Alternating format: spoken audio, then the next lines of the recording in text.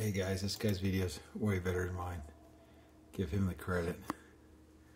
Ventricular refers to the bottom chambers of the heart, the right and left ventricles, as opposed to the top chambers, the right and left atria. Tachycardia refers to a fast heart rate. Typically, a fast or tachycardic heart rate is considered anything above 100 beats per minute. But ventricular tachycardia is different than, say, a fast heart rate from exercising, which is called sinus tachycardia. Normally, the electrical signals that generate each heartbeat starts in the right atrium at the sinus node, also known as the sinoatrial node or the SA node. If the rate goes above 100 beats per minute and originates in the SA node, it'd be considered sinus tachycardia, which is totally normal. Sometimes, though, heartbeats can become abnormal if that electrical signal doesn't start in the SA node and starts in the ventricles instead. Premature ventricular contractions, or PVCs, are single beats originating from the lower chambers. Anytime there are more than 3 beats like this in a row, then it's defined as ventricular tachycardia. Ventricular tachycardia, sometimes called V-tach or VT, can cause the heart rate to go above 100 beats per minute, which can be extremely dangerous and lead to sudden cardiac death. But hold on, how can that happen? It's not like when we're exercising we're risking sudden cardiac death, right? Well, even though we say tachycardia is anything above 100 beats per minute, most patients with ventricular tachycardia experience heart rates as high as 250 beats per minute. 250 beats per minute means the heart rate's beating over 4 times per second. And when the chambers are pumping that fast, they don't have enough time to even fill with blood. So the heart is furiously pumping out just tablespoons of blood to your body, and most importantly, your brain, which is just not enough. If this happens, a person can have symptoms of not having enough perfusion to their tissues, like chest pain, fainting, dizziness, or shortness of breath. It can even cause sudden death. Now, there are essentially 2 ways an electrical signal can start in a ventricle. Either the signal's focal or it's reentrant. Focal V-tach is where a specific area of the ventricle has abnormal automaticity. The automaticity rate is the frequency at which a cell sends out a signal. So for the pacemaker cells in the SA node, the rate is between about 60 and 100 signals per minute, resulting in 60 to 100 beats per minute. Let's just say 60 beats per minute, so 1 beat every second.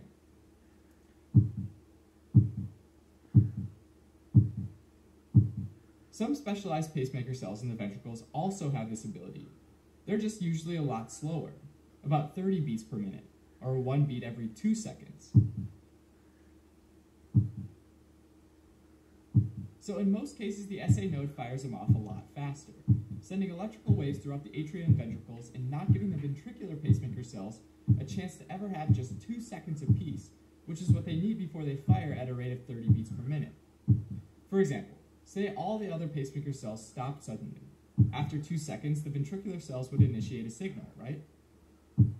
Alright, now if a certain area of ventricular tissue gets stressed or irritated in some way, the ventricular pacemaker cells might start firing at higher rates, and essentially flip roles with the SA node, firing so fast that the pacemaker cells in the SA node don't get a chance to fire. And at this point, the heartbeat is being driven by the ventricles. This stress might be triggered by things like certain medications, illicit drugs such as methamphetamine or cocaine, electrolyte imbalances, and ischemia to the ventricular muscle. More commonly, though, the V-tach is actually reentrant as opposed to focal. So if we take a closer look at the cardiomyocytes, or heart muscle cells, instead of the pacemaker cells, these can be stressed in a similar way as well, which might change a couple of their properties, including how fast they relay or conduct the signal to the next cell, as well as how long their refractory period is. Now, the refractory period is this period right after conducting the signal, where the cells can't conduct another signal. To help explain this, let's say that this myocardial tissue on side A conducts really fast, so the electrical signal zips through, but it takes a long time to be able to conduct again. In other words, it has a long refractory period. The other side, side B, is the exact opposite, so slow conduction, short refractory period. Now this isn't entirely unusual, since the heart naturally can have tissue with different properties. But let's say that this tissue becomes damaged, and some of these cells actually die, like with a heart attack. Well, now you'll get some scar tissue, which really can't conduct the signal as well. And sometimes this can create a sort of split pathway, where it goes around the scar tissue and meets back up on the other side. And with these conditions met, it's possible that a re-entrant circuit develops.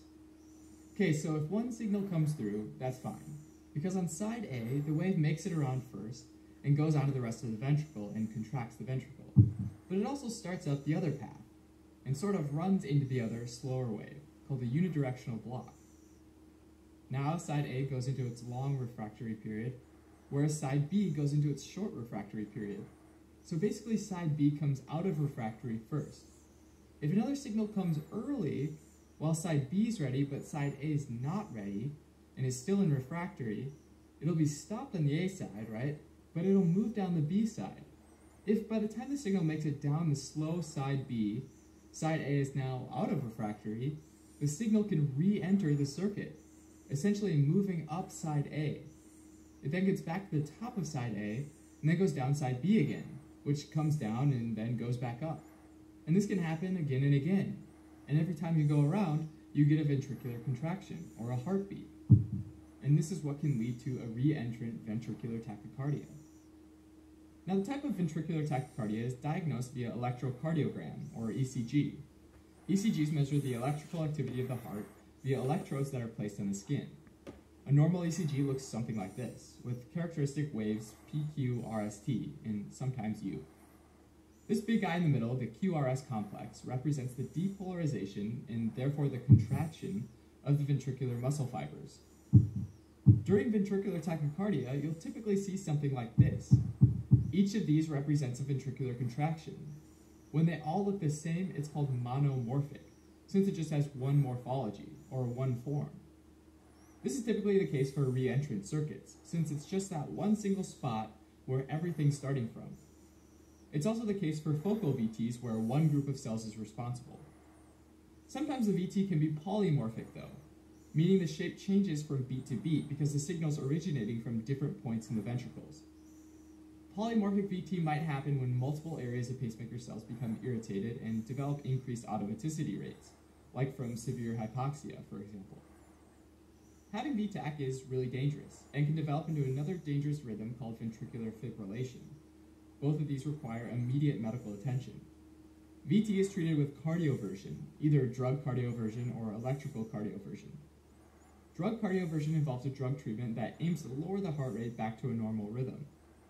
Electrical cardioversion, on the other hand, uses an electrical pulse of energy delivered to the heart that's synchronized with the fast rate to be delivered on the R wave, which is the peak of the QRS complex. And this is done to try to avoid delivering it during a vulnerable period on the T wave, in which the electrical cardioversion could induce ventricular fibrillation. Sometimes patients might have a radiofrequency catheter ablation, where radiofrequency waves are used to heat up and destroy the tissue that's causing the irregular heartbeat, which can essentially cure certain tachycardias. Sometimes patients prone to having bouts of ventricular tachycardia will be surgically implanted with a small device capable of delivering electrical cardioversion, called an implantable cardioverter defibrillator, or an ICD. Thanks for watching. You can help support us